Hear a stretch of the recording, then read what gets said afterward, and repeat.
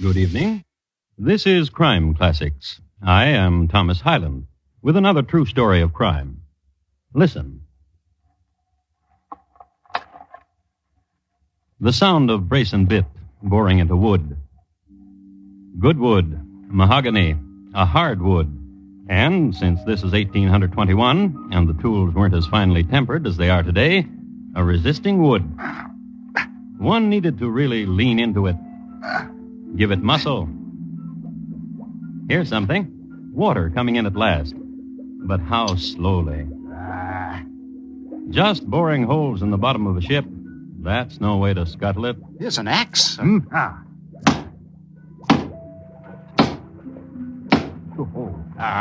Yeah. As I said, mahogany is a good hard wood, fine for ship's keels. Doesn't hold up under an axe, though. Here comes the Atlantic Ocean.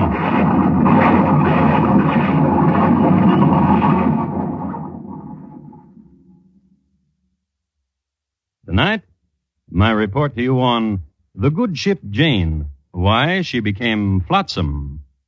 Crime Classics, a series of true crime stories taken from the records and newspapers of every land, from every time.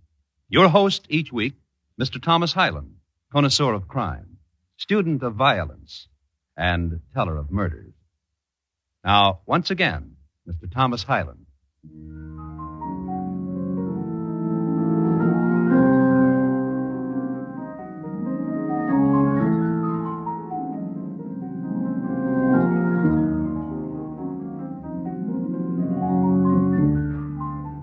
Let's talk about schooners for a moment. The first one ever built was in Gloucester, Massachusetts, in 1713 by Captain Andy Robbie Robinson. The schooner is a fore and aft rigged vessel and was much used in fishing in its earliest days. However, it was soon used as an ocean trader, taken as it was into the hearts of ship owners, since it used a smaller crew. The vessel that concerns us here is Jane of Gibraltar, brig rigged fore and schooner rigged aft.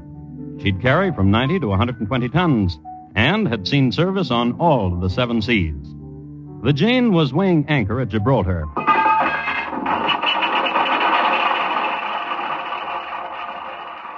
On her way to Brazil. Her captain was Thomas Johnson. Her cabin boy, a youth from Malta named Andrew Camalier. And in the captain's cabin, 10 pipes of sweet oil, 120 barrels of beeswax, 14 round jars of fine oil. Boy, Yes, Captain? how old are you, boy? 16, sir. You understand the promise I made to your father, boy? That I would return you a man? Yes, sir. Continue with the manifest, boy. 300 oblong jars of olives, 14 boxes of raisins, 19 bolts of silk. Boy, Yes, sir. your father said you were meek, too long, milk fat, and soft. We'll harden you, boy. Put leather where now there's down on your cheek. Shall I go on with Boy, Yes, sir. salten that blonde hair of yours with sea spray and muscle those thin arms. Boy, Yes, sir. what have you got in your hand? Your watch, sir. I know it's my watch. And I know it was right here on my desk a minute ago. Well, I fidget, sir. So your father told me. Put the watch down. Yes, sir. My father also gave me a book called Tales of the Ocean Never Sea. mind that. Go on with the manifest. That's all except the dollars, sir. Read the manifest, boy. 6 18-gallon casks and one of about 9 and one of about 7 gallons. All filled with Spanish dollars to the number of 38,000. All the above to be delivered to Jose Miguel de Faria, Bahia, Brazil. You watch your P's and Q's, boy. Stop fidgeting! Yes, sir.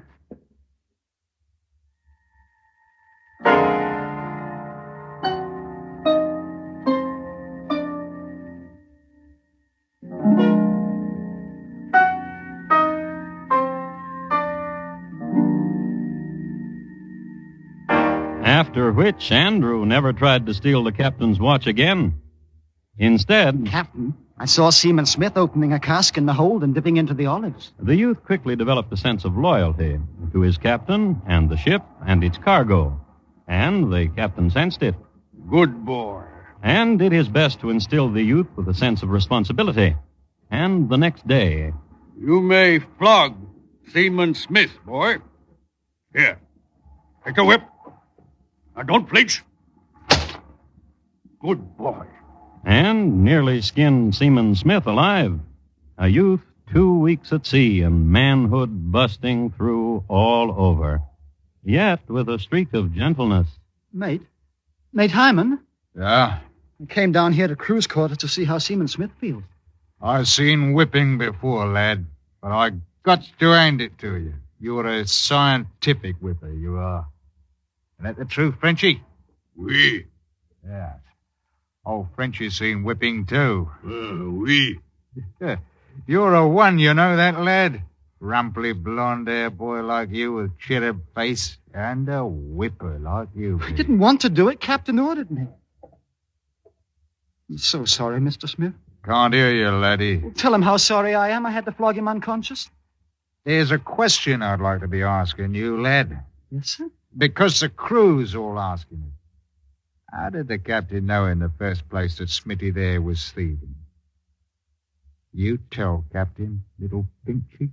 Please, Please what? leave me alone. Snitcher, ain't you, You Pinky? leave me alone, Oh, what? You see this knife, don't you? You see this knife, don't you? Please leave me alone. Look at him, Frenchie. Look at him with the knife. Oui. Funny, ain't it? Well, now, I'm going to tell you what, laddie. Playing with knives, you be, eh? Well, now I'll be playing, too. A sticking game. And you'll be all over the deck in a second. Please. That's your laddie. Please let me alone. Now, look, laddie, take that knife away from my throat. Then will you let me alone? Oh, we was just gaming, laddie. You're a good gamer, you are. Put the knife away from my throat, laddie. Yeah.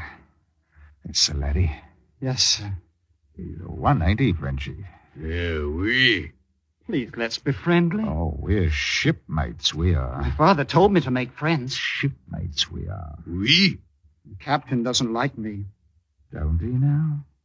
And you such a gamer and a nicey. He thinks I want to break into the hold and steal all those Spanish dollars and those casks. Just because I know where the keys are. Do you now? 38,000 in Spanish dollars. Them's the best kind. That's what's in those casks, eh? Oh, yes, sir. I could use some of those dollars, couldn't you, Frenchie? Oui. Now, don't you tell the captain I told you about. All those dollars? Oh, no. We're shipmates. Glad I've made friends. Yes, oh, you have. But Mr. Patterson doesn't like me either. He's with the captain all the time and takes watch over him when he sleeps. And Mr. Patterson don't know true quality in a lad. Mr. Patterson's outside the captain's cabin right now. Such a black night. He hates me. And we your friends. Come along, Frenchie.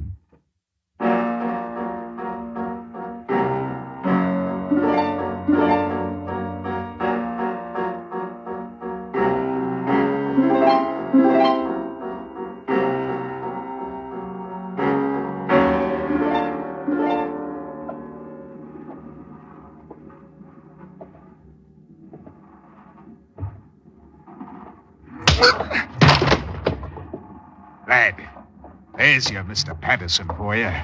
Sleeping under the stars from a belaying pin. If he awakens, he'll raise an awful row. Oh, you know where that key is to the dollars, lad? Yes, but if Mr. Patterson wakes up... Frenchie, Oui. throw Mr. Patterson overboard. Oui. Wait! I read in the book it was called Tales of the Ocean Sea. How bad pirates used to tie iron to the legs of victims Oh. so they wouldn't float. So I bought a piece of iron along. Here it is. Frenchie, lash the iron to Mr. Patterson's leg so he won't float. Oui. Let's to see the captain now, lad. Yes, sir.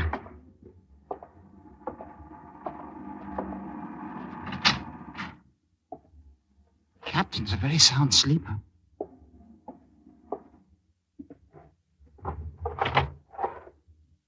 Here's his gun. Be careful how you point.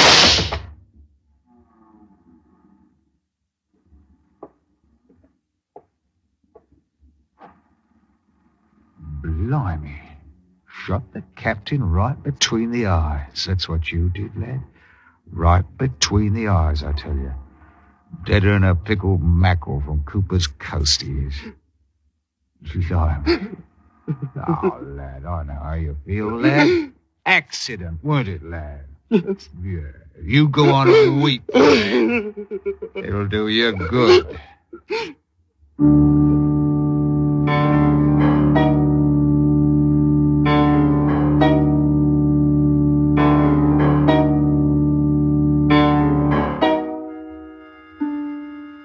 That night, Andrew cried his heart out.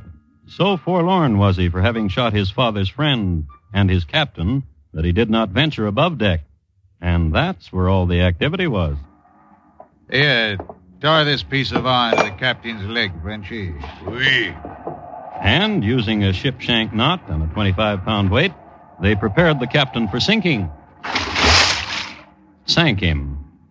These few hours' activity was known as piracy. There was also murder. Altogether a night of perfidy, sprung as it did from the innocence of a 16-year-old boy's suggestions. Just because the youth has read a long-since banned book, Tales of the Ocean Sea. Just because his father had gotten him a berth aboard ship. Just because his father wanted to make a man of him. But Andrew still had a long way to go. Boy. Never knew a soul could ache one like this. But it can. Where's the key to the dollars, boy? There. Beneath the captain's pillow. Frenchy.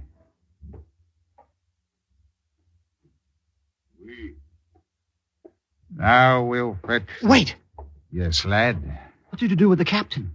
As we did with Mr. Patterson. Now there are 8 of us. But Smitty cannot work. No, not since the flogging you give him. Have you noticed that Mr. Strawn is feeble and recovers poorly from his drinking? It's true. What are you saying, lad? Nothing. Frenchy, Oui. there are 8 of us now, but 2 of us ain't very useful. Ain't no sense having them around to divide those dollars with. Frenchy? Oui.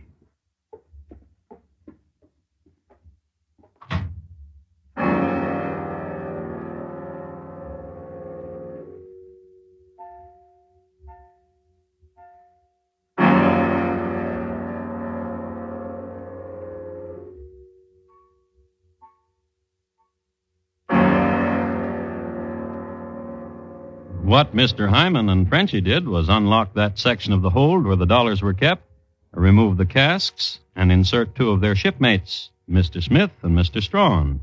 It was then that the lad Andrew appeared on deck. What are you going to do with those tar pots, Mr. Hyman? Fire them and lead the smoke into the hold where Smitty and Strawn are? Why, then they'd suffocate. Frenchy? Oui.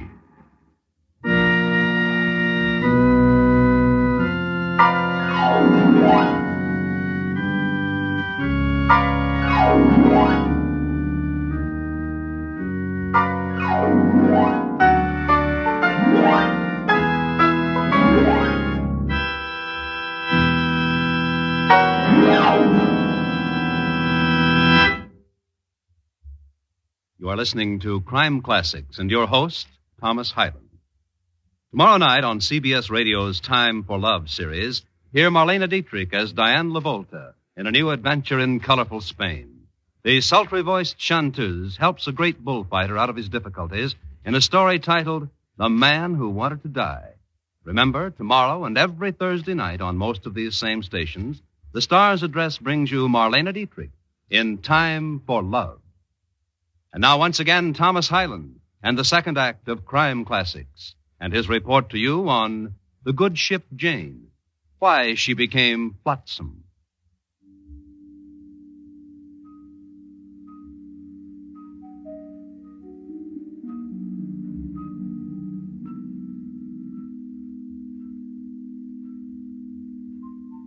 Some words about piracy. Next to being a sailor, being a pirate is man's oldest profession since he took to the sea. There is literature concerning this type of criminality all the way back to the Phoenicians. The Vikings were great pirates, and you'll be interested to know that during the Roman civil wars, the city itself was all but starved to death by the incursion of the old Etruscan pirates. Now, many of you undoubtedly think that piracy is a matter of the crew of one ship plundering another. Not so. As far back as the plunder of the barkentine Athena in 1702, the Admiralty ruled that a crew which mutinies and murders its captain and plunders its cargo and steers the vessel off course, perhaps toward a different continent, a crew which does these things is lumped under the heading of pirates. Therefore, the crew of the schooner Jane of Gibraltar were pirates. Of this, there can be no doubt. And I say let's take it to Africa, mates. Africa! Then Africa it is. Helmsman, change your course. South by southeast. Aye, south by southeast. Africa it is, lads, with Spanish dollars to fling and Spanish dollars to spend. Lad, Andrew, Yes, Captain? you're nearly done, lad. Aye, Captain. Each of us, now that we are 6, will receive $6,300. Ah, you hear that, lads? 6,300 Spanish dollars for each of us. Oh, Morocco, Tangiers, Cairo. Captain? Oh, you like Africa, you bonny lad. Whoa, the sights I can show you. And you, the curly-headed, blondie lad you are, you'll have the ladies nippier than Thurston's kitty. Captain. Yes, lad. The African seas are filled with pirates. What are you saying, lad? I've heard. Corsairs from Tripoli and Turks and Saracens. What? I'm frightened. Well, then be frightened, lad. What do you expect us to turn tail about and go to England, maybe, or... Scotland. Scotland? With their lonely shores and their long, lonely beaches, we could get ashore and nobody would know what. Wouldn't be any pirates either. Oh, no. Scotland. Bonnie Scotland. Oh, yes. Yeah, Scotland it is. Helmsman, change your course. North or northwest? Aye, north by northwest.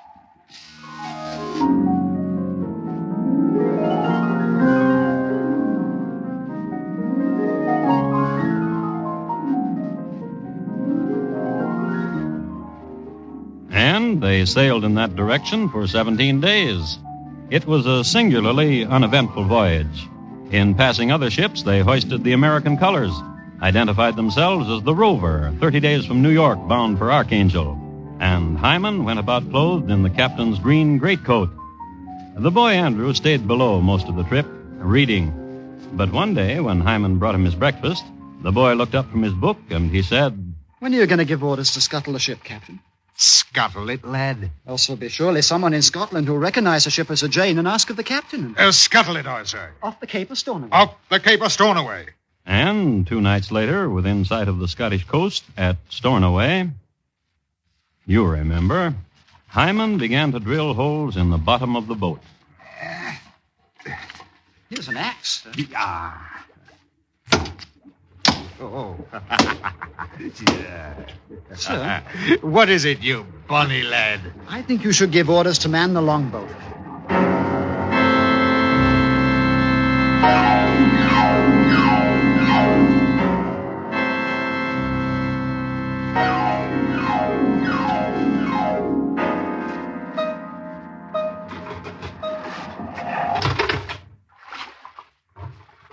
Pull! Get your backs into it, men. You, what's the matter with you, Dora?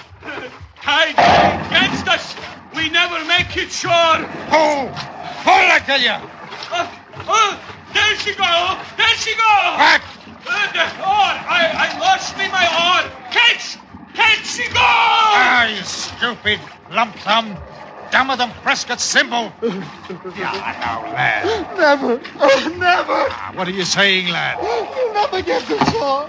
All drowned in our chest of money will lie at the bottom of the sea. Oh, now, lad. The things you forced me to do, the terrible things. Lad. The awful things. Now hear this. Now hear this. What the sea did. It sent a huge and wonderful wave to the scene, and this huge and wonderful wave did this.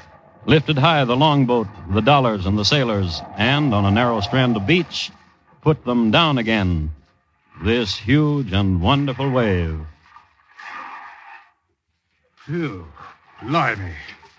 Hey, ain't this something, Frenchy? Oui. Wave tossing us, boat and all right to shore. Lad, Andrew, lad, Yes? we're saved. Yes. Yes, we're saved. We're saved. Give a cheer, lads. We're saved. And it's this bonny lad that's the cause of it all. This lad, this Andrew. This curly, blondling Andrew lad. Oh, lad, 'tis a great and good luck thing to know you. To sail with your likes. Thank you. Thank you, he says. Hey, such a lad you are.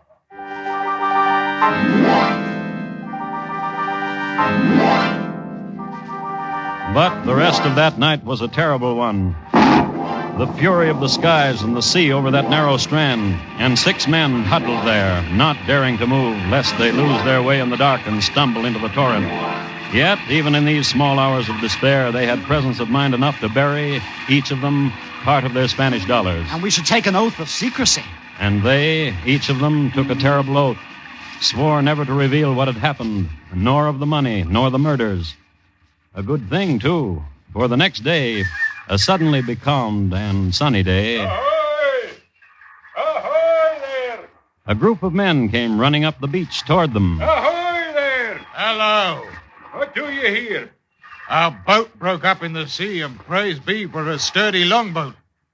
Who be you? Roderick McIvers. We be off the ill-fated ketch, the Betsy, out of San Francisco. I am McIvers, surveyor of customs. These are my men. Oh? And we'll want to look at your sea chest. Oh. You, Colonel, open me that sea chest, for instance, and I'll have a look.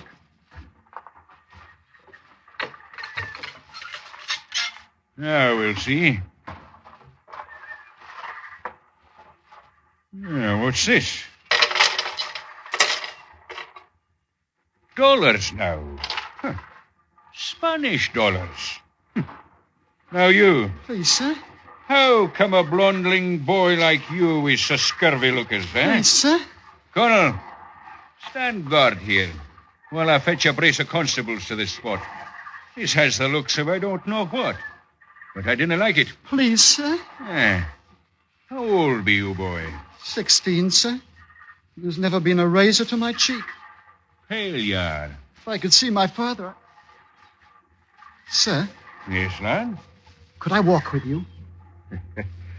Curly-headed boy could be me own son almost. Surely, walk with me. I have something to tell you, sir. Oh, what happened?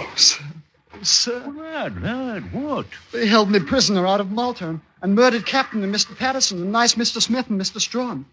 They suffocated the nice Mr. Smith and Strawn with smoke from a tar barrel and stole the Spanish dollars. Are you saying the truth? I'll take an oath on it. And you'll so testify, lad? I want to.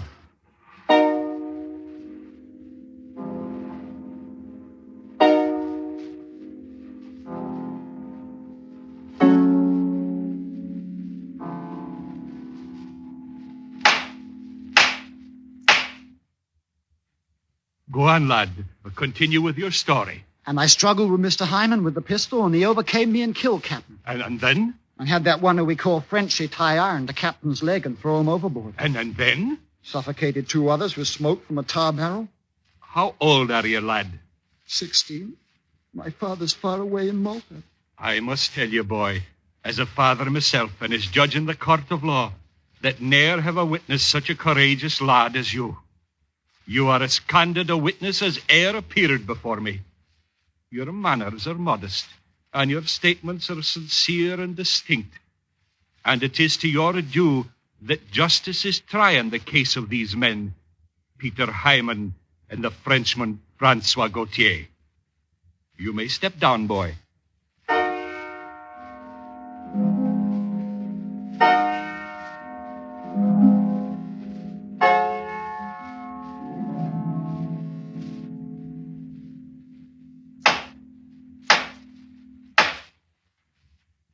Peter Hyman and Francois Gautier. The rest of your crew has been dismissed as not guilty of the heinous crimes as charged. But the jury has found the 2 of you to be beasts of the sea and guilty as charged. Therefore, I announce to you the sentence of death, which will be forthwith put into execution. Though your crimes as charged be murder and piracy, to my mind your guilt is of a far greater kind. The scar is slashed across innocence. The innocence of that youth sitting there, gentle child of blondling curl, bravely hiding the scalding hurt. Vipers! And upon the second Wednesday of January next to come, you will be dead. I have here an account of the execution. The two men, Peter Hyman and Francois Gautier, ascended the drop at 20 minutes past 11. They remained on the platform for some minutes, being administered as they were by men of the cloth. But observers noted that neither one seemed to listen to prayers, nor did they repeat any supplications. Rather did they merely stand there and shake their heads as if, some observers say, they did not believe what was happening to them. In the pressing crowd of onlookers was seen Master Andrew Camelier, close to the front, smiling and bowing to those who recognized him. Andrew Camelier, I should tell you, never went back to Malta, nor to sea. He was married next year to the comely daughter of a widower, and when his father-in-law shot himself to death in 6 months' time, he inherited a large sum of money.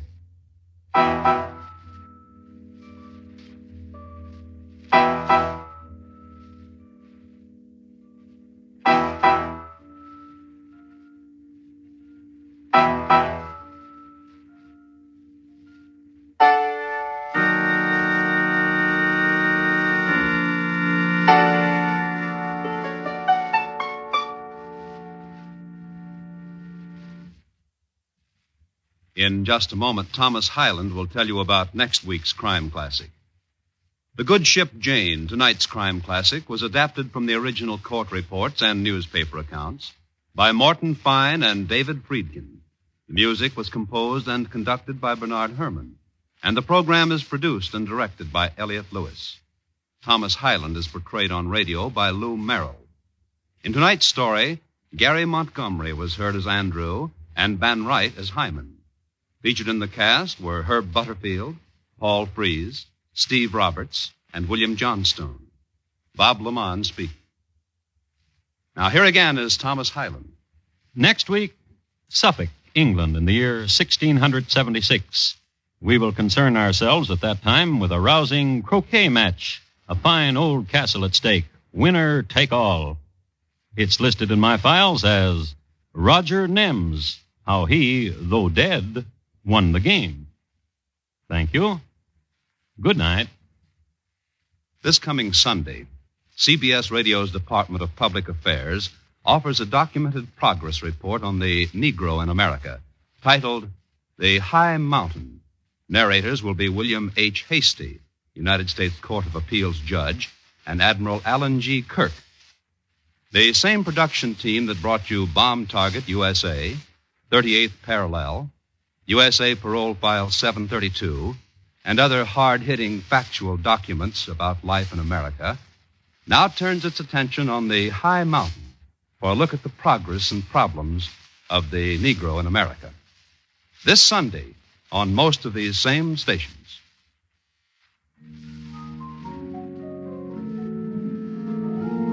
You hear America's favorite shows on the CBS Radio Network.